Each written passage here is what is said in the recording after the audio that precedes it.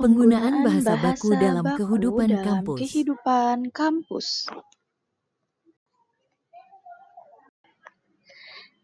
Definisi bahasa baku.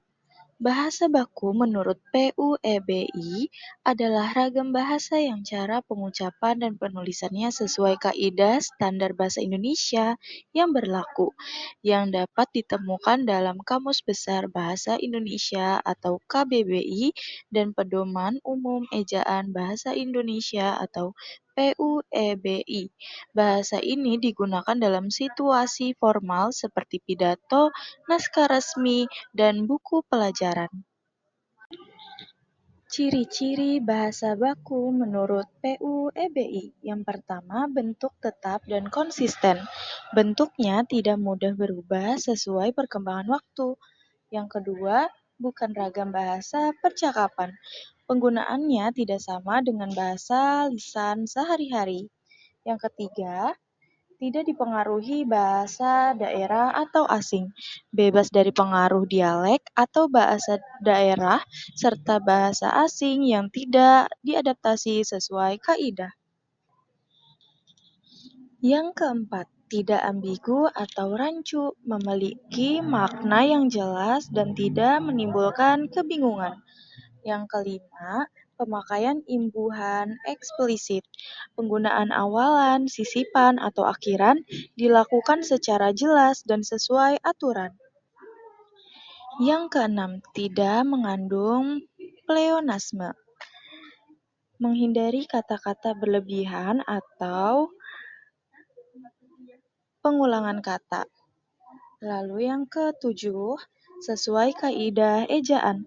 Penulisannya mengikuti Pedoman Umum Ejaan Bahasa Indonesia atau yang kita sebut PUEBI. Mengapa bahasa baku sangat penting dalam kehidupan kampus?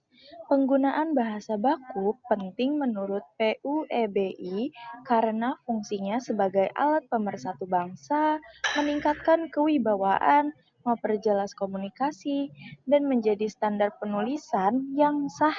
Bahasa baku mempersatukan penutur dari berbagai latar belakang, membangun rasa kebangsaan, serta menjamin kejelasan dan keseragaman informasi, terutama dalam konteks formal dan ilmiah. Fungsi utama penggunaan bahasa baku menurut PUEBI. Yang pertama, sebagai bahasa pengantar pendidikan. Yang kedua, membentuk karakter mahasiswa. Yang ketiga, menjaga kewibawaan akademik. Dan keempat, menghormati pendapat. Berikut contoh kalimat penggunaan bahasa baku dan tidak baku dalam lingkungan kampus. Pertama, menulis karya ilmiah. Penelitian ini bertujuan untuk menganalisis pengaruh media sosial 1. terhadap Menulis perilaku karya konsumen, ilmiah. kata Alia. Sedangkan kata Bima, riset ini mau ngeliat pengaruh medsos ke perilaku pembeli. Bahasa Alia sudah baku dan sesuai kaidah ilmiah, sedangkan Bima masih menggunakan bentuk tidak baku seperti ngeliat dan medsos.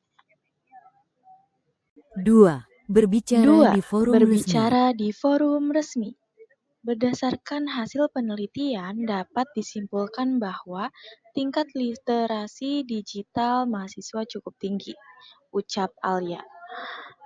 Dari hasil penelitian, bisa dibilang mahasiswa udah lumayan melek teknologi, ucap Bima. Kalimat Alia terdengar formal, sedangkan kalimat Bima lebih santai dan tidak baku. 3. Mengirim email kepada dosen. Kepada Bapak atau Ibu dosen dengan hormat, saya ingin menanyakan jadwal bimbingan skripsi minggu ini, ucap Alia. Halo Pak, mau nanya, kapan bimbingannya? Ucap Bima. Dalam email resmi, gunakan sapaan dan kalimat yang sopan seperti yang dilakukan Alia. 4. Diskusi kelas. Saya sependapat dengan argumen saudara, tetapi perlu ditinjau dari aspek sosial juga, ucap Alia. Aku setuju sih, tapi coba deh lihat juga dari sisi sosialnya, ucap Bima. Diskusi akademik sebaiknya menggunakan bahasa baku agar terdengar profesional. 5. Menyusun laporan. Data yang diperoleh dianalisis menggunakan metode statistik deskriptif, ucap Alia. Data yang didapat terus diolah pakai cara biasa aja, ucap Bima. Laporan ilmiah harus menggunakan bahasa yang jelas dan sesuai kaidah baku. Bahasa baku mencerminkan sikap ilmiah dan profesional, ucap Alia. Iya juga ya, ternyata penting banget pakai bahasa yang benar di kampus, ucap Bima. Nah, gunakan bahasa baku di situasi formal dan bahasa tidak baku hanya di suasana santai. Mari berbahasa dengan baik dan benar.